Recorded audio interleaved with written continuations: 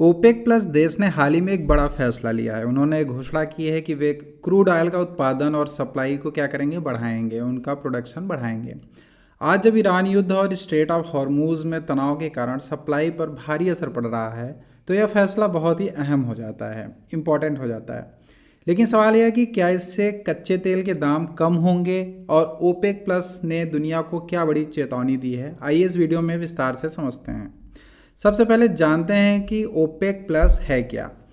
OPEC का मतलब होता है organization of petroleum exporting countries. यह दुनिया के 13 प्रमुख तेल निर्यातक देश हैं, जैसे कि सऊदी अरब हो गया, इराक, ईरान, वेनेजुएला इत्यादि का समूह है, जो दुनिया का लगभग 30 से 35% का तेल सप्लाई करते हैं। मतलब ये दुनिया के लिए बहुत ही अहम हो जाते हैं क्रूड ऑयल को लेकर। और आप जैसे जानते हैं कि क्रूड ऑयल पर ही सारी दुनिया डिपेंड है। जब इस ग्रुप में रूस, ओमान, अजरबैजान और बहरीन जैसे अन्य बड़े देश तेल उत्पादक देशों को मिलाया जाता है तो ओपेक प्लस बन जाता है। यानी ओपेक में कौन कौन से देश आएंगे? सऊदी अरब, इराक, ईरान, वेनेजुएला। बाकी प्लस होने से रूस, ओमान, अजरबैजान और बहरीन जैसे देश आ जाते हैं, तो ओपेक प्लस हो जाता है। ओपेक प्लस के पास दुनिया का करीब 50% ग्लोबल ऑयल सप्लाई का कंट्रोल है, इसलिए इन्हें सेंट्रल बैंक ऑफ ऑयल भी कहा जाता है। ओपेक प्लस का नया फैसला क्या है और वे उत्पादन क्यों बढ़ाना चाहते हैं? ओपेक प्लस ने फैसला किया कि वे हर दिन अपने उत्पादन को 2 लाख बैरल यानी मई 2026 से 26,000 बैरल की बढ़ोतरी करेंगे। वर्तमान में भू राजनीतिक तनाव और युद्ध के कारण प्रीमियम बढ़ गया है। कच्चे ऑयल के दाम करीब $110 तक पहुंच गए हैं, जो कि बढ़ के 120-150 तक भी पहुंच सकते हैं। ओपेक प्लस का यह उत्पादन 3 मुख्य कारणों से बढ़ाना चाहता है। पहला है कि मांग में गिरावट का डर। अगर तेल की कीमतें बहुत ज़्यादा बढ़ जाती हैं तो क्या होता है कि ग्लोबल डिमांड होता है वो कम हो जाती है, दुनिया रिसेशन में जा सकती है, जिससे उनके तेल की बिक्री भी कम हो जाएगी, इसका बैड इफेक्ट पड़ सकता है। दूसरा है क्रेडिबिलिटी, यानी बाजार में साख। अगर ओपेक इस संकट के समय कोई कदम नहीं उठाएगा तो एक संगठन के रूप में उनकी साख खत्म हो सकती है। तीसरा है वैश्विक दबाव। भारत, अमेरिका और यूरोपियन देश बड़े ओपेक पर लगातार उत्पादन के लिए क्या कर रहे हैं, दबाव बढ़ा रहे हैं। इस फैसले से क्रूड ऑयल के दाम कम होंगे या क्या होगा, इसका मतलब उस पर असर क्या पड़ेगा? बहुत कम मात्रा में इसका असर देखने को मिलेगा। दुनिया में हर दिन करीब तेल की मांग अगर देखी जाए तो 100 मिलियन यानी 10 करोड़ बैरल है। ओपेक प्लस द्वारा बढ़ाया जाने वाला 2 लाख बैरल प्रतिदिन उत्पादन कुल मांग का करीब 0.2% है, जो कि समुद्र के एक दिन के समान है। क्षमता में कमी। उत्पादन रातों रात नहीं बढ़ाया जा सकता है। नए इंफ्रास्ट्रक्चर बनाने पड़ेंगे, ड्रिलिंग में वर्षों लग सकते हैं, मतलब कई साल लग सकते हैं इनको अप्लाई करने में।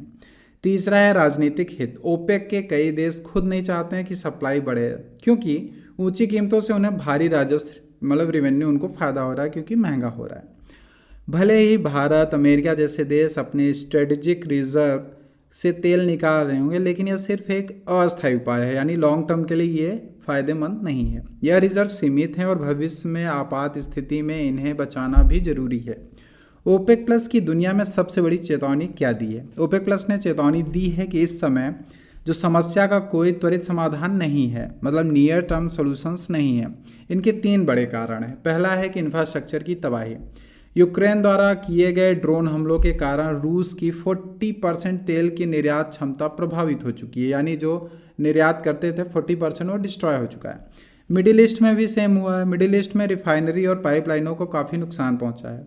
इस स्ट्रक्चरल डैमेज को ठीक करने में कई महीने या सालों लग सकते हैं और अरबों डॉलर भी खर्च होंगे बनाने में। दूसरा है मैरीटाइम चोक पॉइंट। दुनिया का 20% ऑयल स्ट्रेट ऑफ हॉर्मूज से गुजरता है। ईरान कभी भी इसे ब्लैक करके समस्या खड़ी कर सकता है।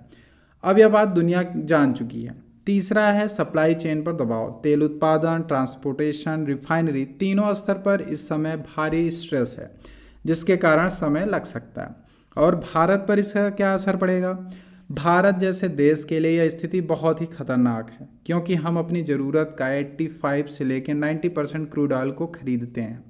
इसके गंभीर परिणाम हो सकते हैं। पहला सबसे बड़ा हो सकता है इन्फ्लेशन। फ्यूल और ट्रांसपोर्ट की लागत बढ़ने से खाने पीने की चीज़ें और अन्य सामान महंगे हो जाएंगे। दूसरा है अर्थव्यवस्था में दबाव। हमारा आयात बिल बढ़ेगा, जिसके कारण ज़्यादा डॉलर की ज़रूरत होगी और भारतीय रुपया कमज़ोर होता जाएगा, जैसा कि लगातार हो रहा है। सरकार के सामने दुविधा क्या है? अगर सरकार बढ़ता खर्च ग्राहक पर डालती है तो महंगाई तुरंत बढ़ जाएगी। अगर खुद सहती है तो राजस्व घाटा यानी फिजिकल डेफिसिएट बढ़ेगा, जिससे विकास कार्यों के लिए पैसा नहीं बचेगा सरकार के पास।